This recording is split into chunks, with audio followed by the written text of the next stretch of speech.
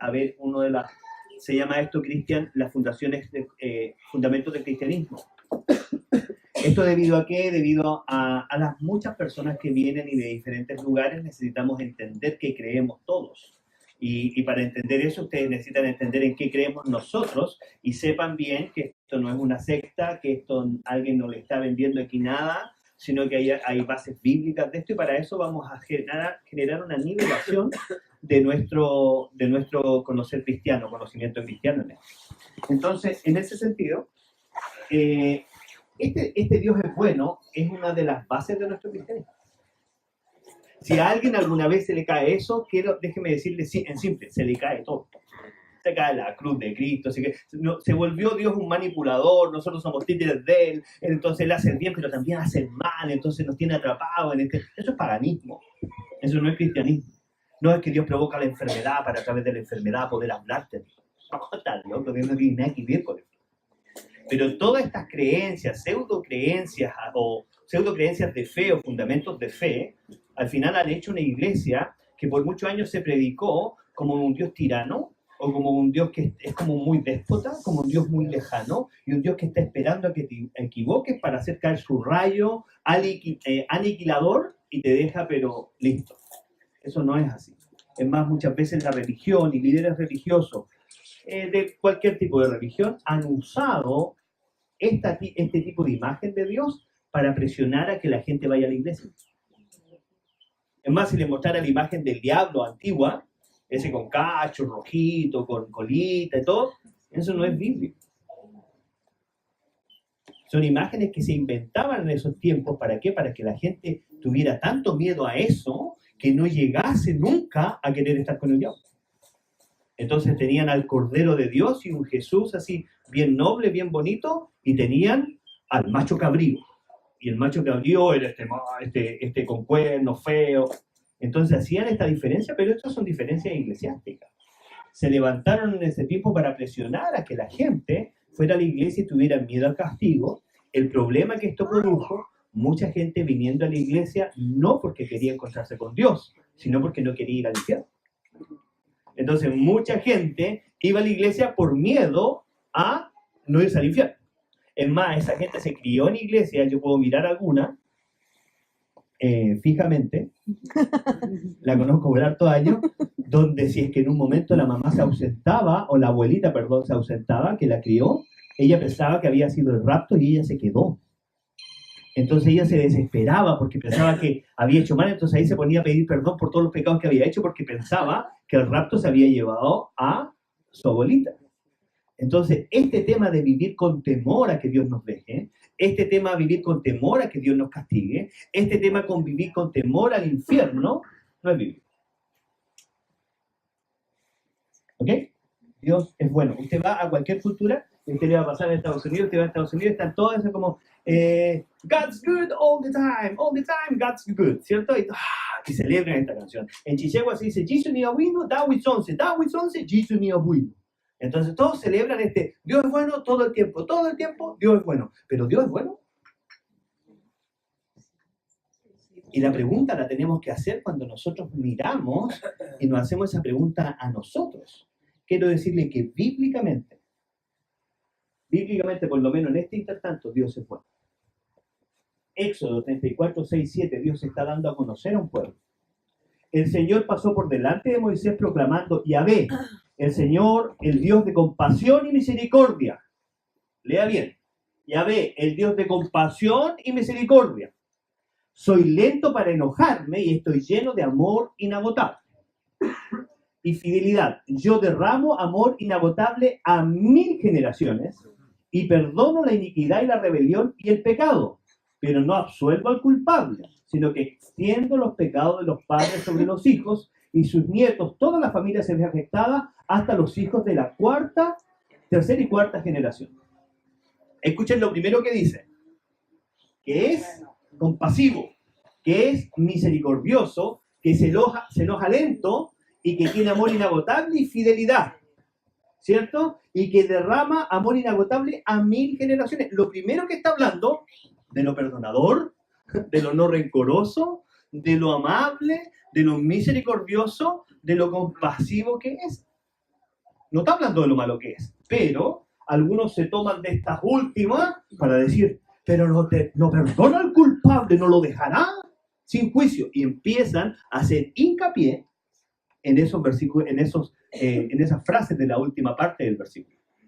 O sea, sacan completamente de contexto esto para decir, y no perdona la rebelión hasta la tercera y cuarta generación. Y ahí andan todos con los pecados generacionales, y le dan a los pecados generacionales cuando realmente el énfasis de Dios aquí está en esto. ¿Por qué pone esto? Porque Dios es justo también. Entonces, porque aparte de todo ese amor es justo. Pero lo primero que Él hace es eso. Vamos a hacer un ejercicio matemático para entenderlo. Yo entiendo mejor así la cosa. Piensen ustedes que dicen 1000 generaciones. Él perdona entonces si es 1000 generaciones. Si ponemos el 1000 generaciones contra 3 o 4 generaciones. El 1000 generaciones lo ponemos al lado de ese 3 y 4 generaciones que no perdona. Dios sería un 99.6% perdonador. Y solamente un 0.3 o 0.4 de rencoroso. O sea, la pregunta para los matemáticos, ¿Dios acaso no es 100% perdonador aquí? Lo está diciendo con números, 1000 a 4, o sea, yo soy capaz de perdonar el 100% de las veces. Hay un detalle ahí, que el 0 punto y algo, pero ese detalle tiene respuesta. Mira, Ezequiel, ¿cómo se preguntará usted? ¿No pagará el Hijo por los pecados del Padre? No, porque si el Hijo hace lo que es justo y correcto y obedece mis decretos, ese Hijo ciertamente vivirá. La persona que peque, esa es la que morirá. El Hijo no será castigado por los pecados del Padre, ni el Padre será castigado por los pecados del Hijo. Los justos serán recompensados por su propia conducta recta, y las personas perversas serán castigadas por su propia perversidad. Ahora bien, si los perversos abandonan sus pecados y comienzan a obedecer mis decretos y hacer lo que es justo y correcto, ciertamente vivirán y no morirán. O sea, hasta para el más pecador hay esperanza. O sea, aquí lo único que puede detener a una persona que quiere hacer el mal, de recibir el perdón y la misericordia de Dios, es el arrepentimiento. O sea, aquí, hablando de esta generación y los que son castigados, Él está diciendo, no, Dios es justo, entonces Dios nos va a tomar un hijo que está arrepentido y va a hacer pagar las cosas del papá. No. Es más, si el papá, que puede haber sido malazo el papá, si llega a arrepentirse, Él lo va a perdonar también. Y ahí tenemos que ir a casos extremos y la gente dice, pero los abusadores y los violadores. Dice que Él perdonará. Y ahí es donde nos duele a nosotros. No es porque choque con la justicia de Dios, sino porque choca con nuestra propia justicia. Porque nosotros, dentro de nosotros, tenemos una persona que ha sido perdonada, pero también tenemos un pequeñito juez que va creciendo a medida que siente que sus obras son más puras y se siente ya que está más recto. Y ese juez se siente con la capacidad de juzgar y emitir sentencias sobre él. ¿Y la Biblia qué dice en eso? ¿Quién eres tú que juzgas? Porque en lo que juzgas a otro, te juzgas a ti mismo. O sea, la misión de un cristiano nunca ha sido juicio. La misión de un cristiano nunca ha sido juzgar a otro por las cosas que el otro hace. Porque así como Dios nos perdona a nosotros, estará perdonando también a otras personas. Aquí una historia cercana a Narita, estás en la palestra de esto, pero el abuelito de Narita, que falleció, le decían el capitán, el capataz. Y él era un hombre fumador, juerguero, dirían ustedes, que le gustó la fiesta, que le gustó cosas así, y la abuelita de Narita, que la crió a Narita, cristiana, pero así, tan cristiana que se convirtió al cristianismo siendo chiquita, y fue desheredada por su familia, porque eran una familia de otra religión muy fuerte, y fue desheredada por ellos, y ella siguió cristiana, y ella llevó el evangelio a toda esa familia, y ella fue la que le puso a Narita el nombre Ruth Nahara. O sea, tenía ese nombre en el corazón, era bíblico, Ruth, ¿cierto? Y Nahara también. Y ella fue, o sea, la abuelita de ella ahí. Entonces yo conocí a Nahara cuando el abuelito seguía bueno para la lisura, bueno para estar fumando, ya viejo, pero él se enojaba cuando lo conocí. Llegó y en un momento estoy comiendo la primera vez con ellos y me golpea debajo de la mesa, me pega un puntapié. Y yo quedé así. Y Narita me miró y yo le dije, tu abuelo me pegó. Dijo, eso es porque te quiere. Esa es una señal que le caíste bien. Así que, como le empecé a caer más bien, seguían los cachamás, pasaba por ahí, ¡pum! Y eso era que a ellos le caía bien. Todo morado, pero le caía bien. El amor que tenía el abuelo. Y la abuelita siempre reclamaba, decía, este viejo, mire cómo fuma. Mire, yo que oro. Y me decía, y oro tanto, y él no se convierte. Y oro tanto. ¿Saben a qué edad se convirtió? ¿A qué edad se convirtió? 80. 80 años. ¿Y a qué edad falleció? 85. A los 85. O sea, él se convirtió así, dejó de fumar así, empezó a servir a Dios así, y la abuelita estaba así, pero vivió 80 años haciendo. Se bautizó como a los 82. Claro, se bautizó a los 82, imagínate. Y la abuelita en su corazón tenía, yo que obedecí toda la vida, y este viejo viene y se convierte y se va para el cielo antes que yo.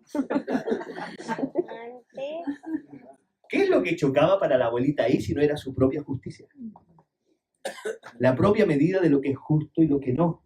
Esto aparece en la Biblia, pero claro, si cuando Jesús le está hablando a Pedro de la forma que él va a tener que obedecerlo, Pedro le dice, ¿y Juan? ¿Y qué de este?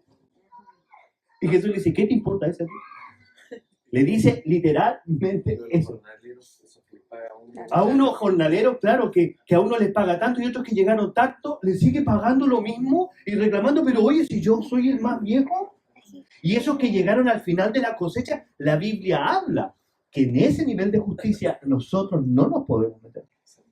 No podemos decir, que yo soy más antiguo, llevo 20 años en el cristianismo y mira, este viene recién. Es más, les doy un dato. Las personas quizás más usadas por Dios son las personas más nuevas en el cristianismo. Sí. Es un dato. Entonces, sigamos.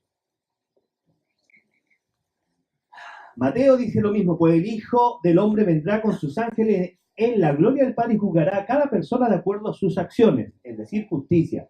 Él juzgará a cada uno según lo que haya hecho. ¿Ok?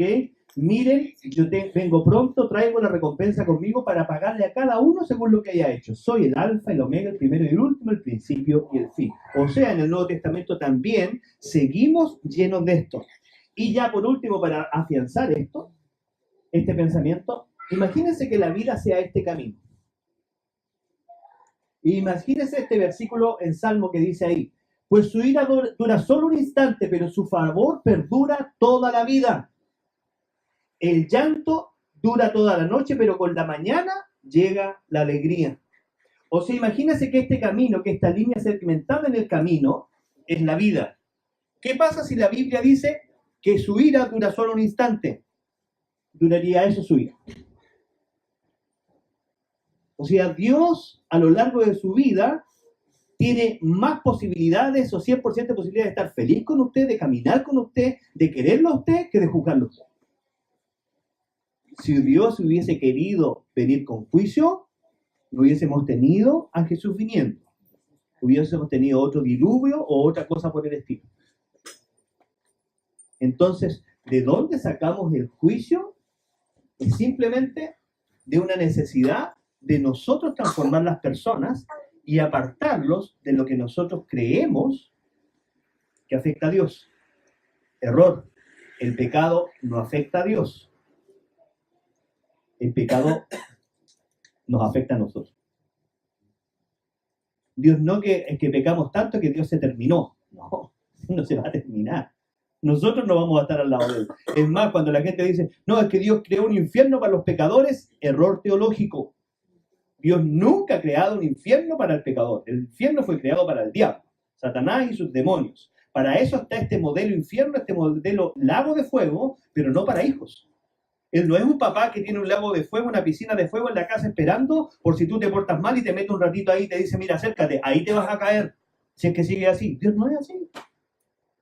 Error teológico. Eso fue creado para Satanás y sus demonios. Ahora que algún porfiadito se quiera ir con Satanás y sus demonios y gozarse de esa piscina es otra cosa.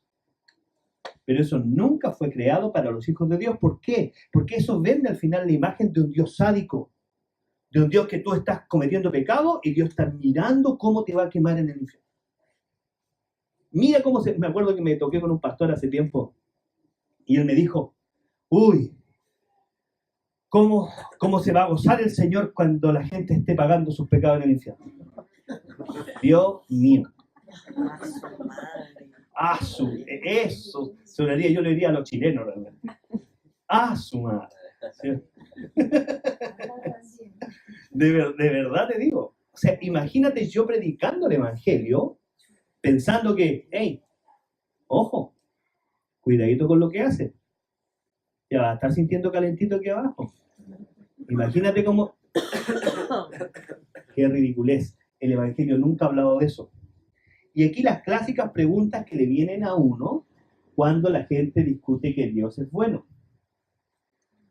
A ver, si Dios es bueno, ¿por qué hay pobreza? A ver, si Dios es bueno, ¿por qué hay maldad? A ver, si Dios es bueno, ¿por qué hay enfermedad? La gente casi siempre hace esto y es más, vamos a aclararlo el día miércoles cuando nos juntemos, va a ser interesante. Tengo que hacer un modelo, cosa que sea más foro la conversación, porque tiene que tener alguna discusión esta conversación del miércoles. ¿Pero por qué? Porque inclusive los ateos no creen en Dios y te dicen, ¿y por qué tú no crees en Dios? Es que hay tanta injusticia en la tierra. ¿Y qué te interesa que la justicia si no crees en nada? ¿De dónde viene este pensamiento de justicia? ¿Justicia referente a qué? Y la persona, no, porque no es justo. ¿Y por qué no va a ser justo si la justicia es una cosa moral? Y esa la trae Dios, no la trae el ateísmo. Hasta él tiene una posición. ¿Por qué? Porque al final abraza una vida más justa. En su corazón, sin saberlo, él está buscando que esa vida sea mejor. Y es por eso que no está abrazando a Dios, y esto es lo que voy a repetir siempre, muchas veces la gente no es cristiana o no llega a la iglesia por el pésimo testimonio que damos nosotros los cristianos referente a Dios. Somos unos pésimos vendedores de la fe que tenemos. Muchas veces la mejor excusa para tu hijo no venir a la iglesia eres tú mismo. Sorry por eso fue un poco pum. Soy yo mismo. Claro. ¿Por qué? Porque predico con una mano y con la otra, con el codo voy borrando lo que predico. Porque hablo de un Dios de amor, pero luego, hey, si no vienes a la iglesia, hey, Dios te va a castigar. Dios va a hacer esto. Nada que ver el mensaje. Primero, pobreza. Si usted no ha leído, la Biblia habla de 6 tipos de pobres diferentes. Y en los 6 tipos de pobres hay 5 que Dios defiende. Y hay uno solo que no defiende. O sea, una de las realidades de por qué el pueblo de Israel fue castigado fue por su injusticia con el pobre. Una de las realidades de por qué Isaías recibe esta revelación del Señor y el Señor está enojado con la iglesia de ese tiempo era porque no tenía misericordia con la viuda, ni con el huérfano. Dios está diciendo esto. Dios está diciendo, estoy cansado de sus celebraciones. Mire, lo pongo en nuestro tiempo. Voy a hacer una interpretación contemporánea. Estoy cansado con su adoración del domingo. Estoy cansado con que vengan en la iglesia. Estoy cansado con que pidan oración para ustedes. Estoy cansado con sus diezmos. Estoy cansado con su ofrenda. ¿Por qué mejor no van y hacen misericordia con la gente que tiene necesidad? ¿Cómo tienes un vecino que tiene necesidad y no eres capaz de abrirle la puerta? ¿Cómo tienes un pariente que dejó a su hijo huérfano y no eres capaz de mirarlo a él? ¿Cómo? Eso está diciendo Dios. Literalmente. En Isaías dice así. Tus fiestas solemnes me tienen cansado, tus lunas nuevas, tus días de reposo, tus oraciones. Cuando tú ores, yo no te voy a escuchar. Cuando tú levantes las manos, yo no te voy a ver. Pero, haz misericordia con el huérfano. Haz misericordia con la viuda. Y si tus pecados sean gigantes, sean como la grana, como la nieve serán emblanquecidos. Y si fueran rojos como el carmesí, pasarán a ser como blanca lana. Entonces, ¿Dios defiende al pobre? Sí. Entonces, la pobreza en el mundo no está por Dios. La pobreza del mundo no viene de Dios. Y Él está defendiendo al pobre, al destituido, perdón, primero, al que le quitaron sus bienes, extranjero porque tú fuiste extranjero en otra tierra. Después al campesino. Sí, al campesino él lo bendecía y lo defiende el pobre campesino. ¿Por qué? Porque muchas veces ellos trabajaban y los reyes no se saciaban nunca de demandar taxes o impuestos, que el impuesto no era monetario en ese tiempo, sino que eran parte de las cosechas. Y no se cansaban de hacer esto para los reyes hacer sus fiestas. Y el pobre cada vez producía, pero le tenía que dar al rey más. Y ese campesino se hacía pobre. Él trabajaba, pero no le alcanzaba. Y Dios tenía misericordia de él. Después, al afligido o oprimido. Esa persona que es pobre, ¿por qué otra persona lo empobrece? ¿Por qué otra persona ha deseado lo suyo? ¿Por qué otra persona en un momento está siendo usurero con él? ¿Por qué otra persona está yendo sobre él con un arriendo más alto? ¿Por qué? Porque esta persona dice, necesito pagarme mi viaje a tal lugar, así que no, a este pata le voy a dar. A ese afligido, a ese oprimido, Dios lo defiende. Es más, consejo, no se metan con los pobres. Porque su defensor es Dios. El defensor del pobre es Dios. Es más, este es un consejo que doy y no muchos misioneros me han hecho caso. Haz una misión que tenga que ver con el pobre. Y me dice, ¿por qué? Porque las empresas te dan. No, porque como Dios está a favor del pobre, no hay misión que falle ayudando al pobre. Porque Dios mismo es el que te abre las puertas para bendecirlo. Es el mismo. Hicimos nosotros ¿te acuerdas cuando hicimos en África, empezamos a criar goats, cabras, para poder llegar y hacer un proyecto y ayudar a gente, no dándole dinero, sino que dándole un negocio que pudieran hacer. Y la idea era tener cabras para poder dar dos hembras y un macho a cada familia. Se nos ocurrió hacer la idea, así, podríamos hacer eso, y alguien nos regaló 11 cabras. Recibimos 10 cabras hembras y un macho. Se nos ocurrió hacer la idea, se nos ocurrió pensar en eso y vino esta bendición. Y después que teníamos esa bendición, a un musulmán para el Ramadán se le ocurrió matarnos al macho. Dijo, les voy a matar al macho para hacer como algo por Alá, y nos mató nuestro macho, y nuestro macho precioso le cortaron, lo mató. Y la gente de la villa corrió a nosotros y decía, pastor, le mataron el macho y el proyecto y todo. Y yo llegué y tenía la posibilidad de vengarme del musulmán. Podía ir a enfrentarlo, yo puedo enfrentar gente. Y pensé, ¿qué hago con él? Así que tomé las partes del macho sacrificado y se lo di a las familias que estaban ahí para que comieran carne. Y le dije, lo único que déjenme a mí es el corazón. Y me dejaron el corazón y yo lo quemé delante de Dios. Le dije, Señor, ahí está mi ofrenda quemada. La gente ya se comió la carne, aquí está el corazón, yo no tengo macho, ¿me entiendes? Pero yo te sirvo a ti. ¿Y saben qué pasó? Antes de que ese macho se haya muerto, había hecho todas las tareas. Y tenía mis 10 cabras preñadas. Las 10. ¿Y saben qué? Todas tuvieron 2. Todas. Terminé, antes de que terminara, empezó su Ramadán, antes de los 3 meses de eso, ya teníamos 23 cabras nosotros. Y yo después fui a hablar con él del Ramadán. Cuando tú apuestas por bendecir, cuando tú apuestas de ponerte del lado de él, ¡hey, Dios mío! No hay nadie que pueda detenerse, porque el principal defensor del afligido y oprimido es Dios.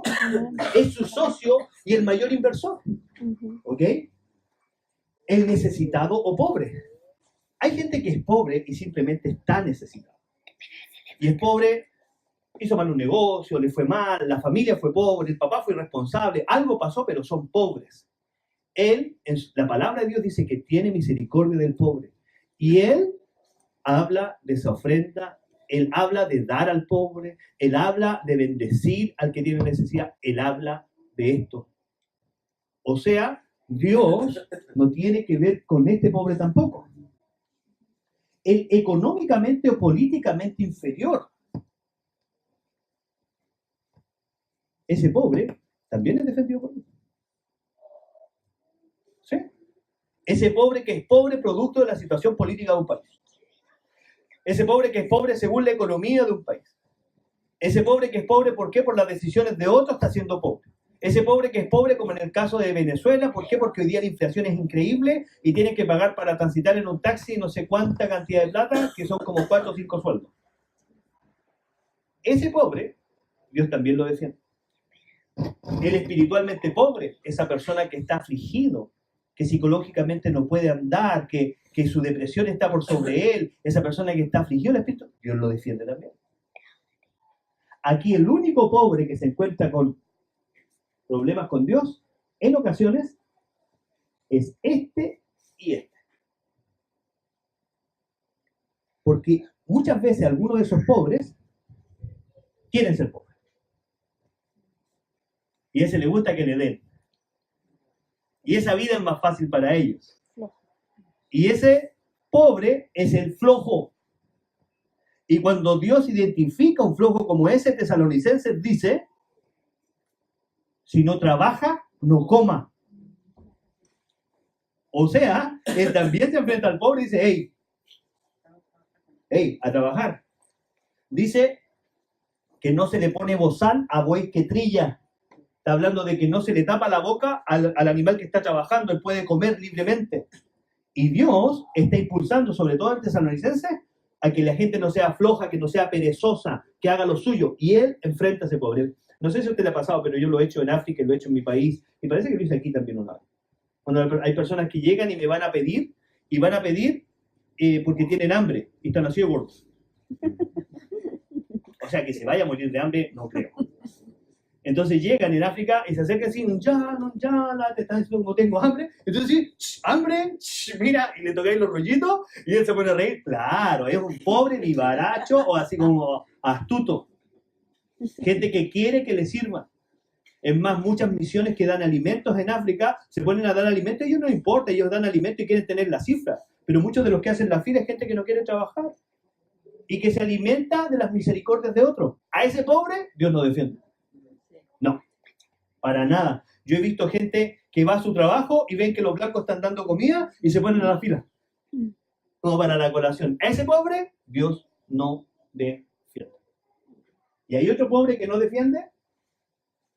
Cuando algunas veces a estas personas les gusta quedarse abajo de las mesas de los ricos y de ahí sacar su comida. ¿Se acuerdan de ese texto? Los perrillos aún se alimentan de las migajas que caen de las mesas de los ricos. Esa postura de quedarse abajo de una persona de influencia o de dinero para de ahí recibir su sustento, esa tampoco Dios la defiende. La confronta. Confronta a la persona que prefiere quedarse en un estatus así nomás. ¿Por qué? Porque hay alguien más que le va a dar. Eso también Dios confronta. Así que el pobre no tiene que ver con Dios. Y ahí, la enfermedad o la maldad, oh Dios, la maldad no te agrada, no puedes tolerar los pecados de los malvados y perdonaré sus maldades y nunca más me acordaré de sus pecados. O sea, la maldad no tiene que ver con Dios, Él no la ha producido.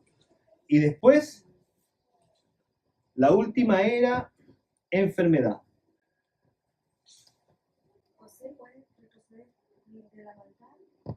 ¿Ya? Decía Salmo 5.4 y Hebreos 8.12. De nada. Y la maldad, o sea, la enfermedad, quien dijo, se llevó nuestras enfermedades y las quitó. Y quitó nuestras dolencias. Jesús reunió a sus 12 discípulos y les dio la autoridad para expulsar espíritus malignos y para sanar toda clase de enfermedades y dolencias.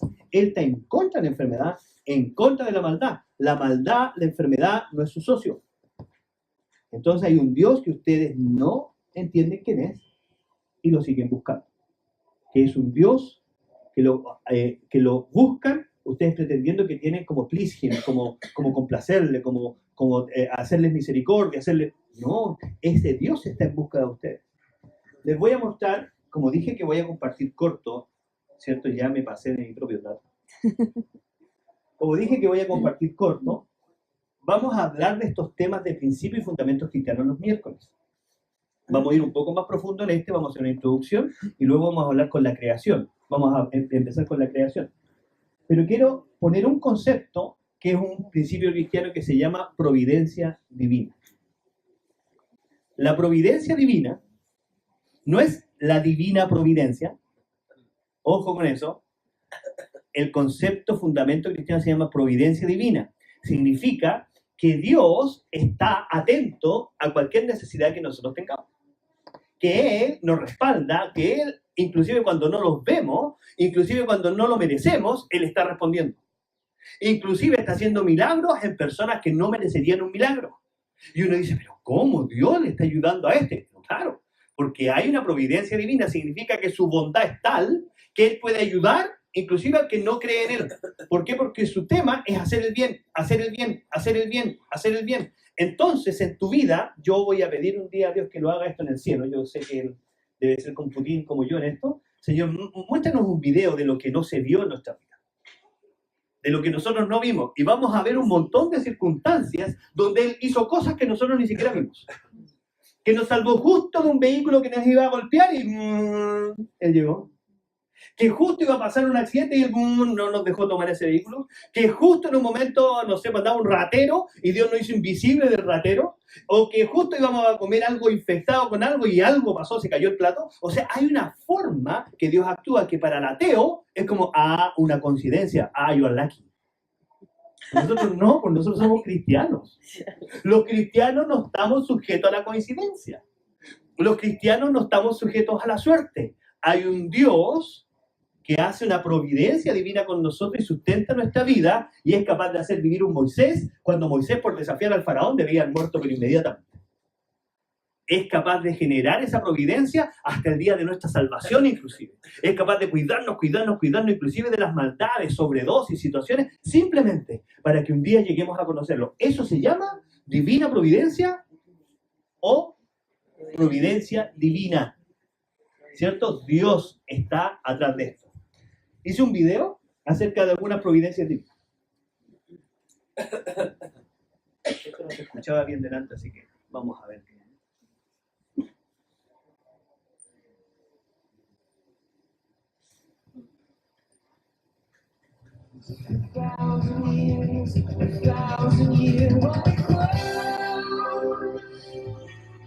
Hold me close and don't let me go. Hold me close,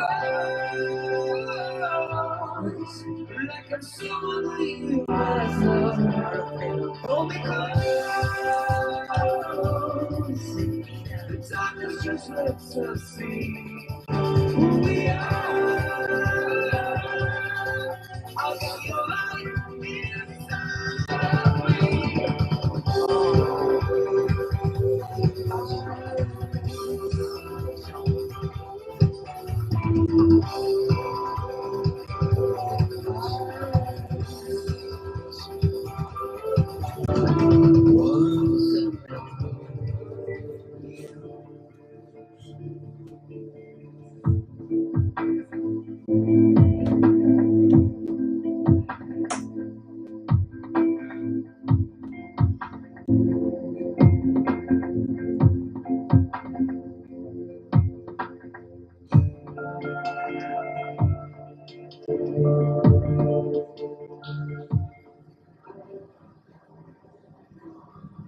Entschuldigung, darf ich dich kurz stören? Ich würde mir gerne mal deine Eimer leihen, wäre das möglich? Mein Eimer.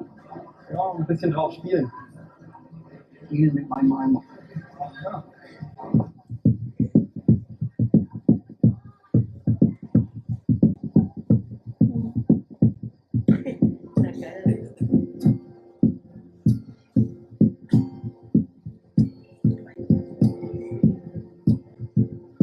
Some beautiful day, everything seems okay.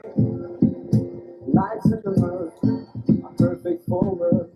The headphones are like seals to the silence. But what would be if you were taking a look? Oh, another chance to change. There will be new ones, but first you have to find them. This is the day, don't look away from the ways of humanity today. Cause this life is too short to wait a chance.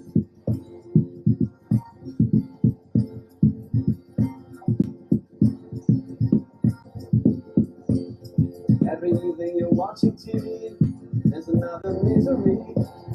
All the pictures and numbers you see, cause you don't mind. Every day, close your eyes and go to bed. what would be if you had taken me? Oh, another chance to change the song. Never knew what was first. You have to find out. This is the day. Don't go.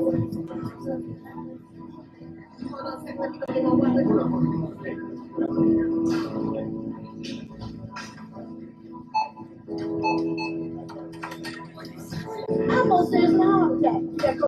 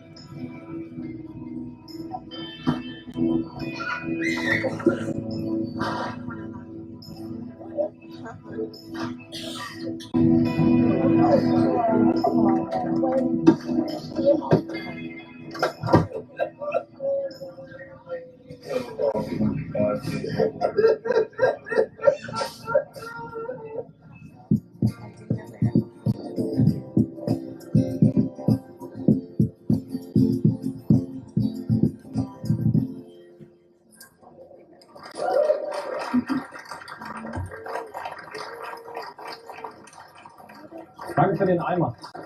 Schönen Tag dir noch.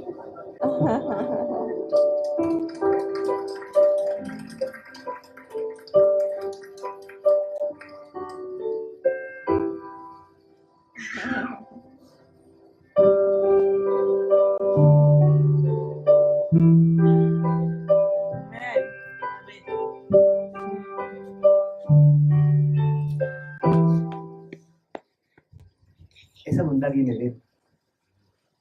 Pero nosotros necesitamos tanta cosa como para creer en su bondad, o muchas veces la maldad es tan grande que empieza a opacar esa bondad. Una de las cosas que vamos a hablar y vamos a terminar aquí con esto, voy a seguir hablando una serie de mensajes que tienen que ver con estos fundamentos, donde nosotros venimos de un Dios bueno. Por causa de la maldad en el mundo, el amor de muchos se ha enfriado. Pero esto no viene de Dios. La maldad que no viene de Dios ha hecho enfriar el corazón de la gente, y cuando tú ves a alguien acercarse a tu auto y tú pones el seguro, eso no es una reacción de Dios, es una reacción de temor. Cuando vas a algunos lugares y piensas que a lo mejor te están engañando, o ves a alguien pedir y estás diciendo, no, a lo mejor este hombre quizás está tendiendo una trampa, eso no viene de Dios. El de nosotros es dar, porque nuestro Padre da. Es más, vamos a sacar el mito en una de estas predicaciones acerca que el dar es dinero. La iglesia ha infectado esto como dar igual plata, y eso no es así. Tú puedes dar cualquier cosa, inclusive tu tiempo, y estás operando o caminando en el corazón del Padre. ¿Oramos? Señor, gracias te doy por este tiempo. Te pido que tu misericordia, Señor, esté sobre nosotros y tu compasión, y empieces a limpiar de nosotros la imagen de este Dios enojado, airado, de juicio, que está muchas veces sobre nosotros. Es más, Señor, si alguno de nosotros necesita arrepentirse de haber creído en un Dios que es tirano, de un Dios que está muy airado, de un Dios que está esperando condenarnos, Señor, este es el tiempo, Señor, para que nuestro corazón se arrepienta de esto. Tú eres bueno, y siempre has sido bueno. Y como lo ha cantado Mariano, y como estamos adorando acá, eres un Dios, Señor, que tu bondad es la que ha hecho que el mundo se sostenga hasta este día, no nuestra humanidad. Por tu bondad, por tu misericordia, nos has permitido a nosotros vivir en este tiempo, salvándonos con esta providencia divina todo el tiempo, muchas veces viniendo sobre nosotros. Señor, restaura esa bondad en tus hijos. Queremos ser buenos como una imitación de un Padre que es bueno. Señor, gracias. En el nombre de Jesús.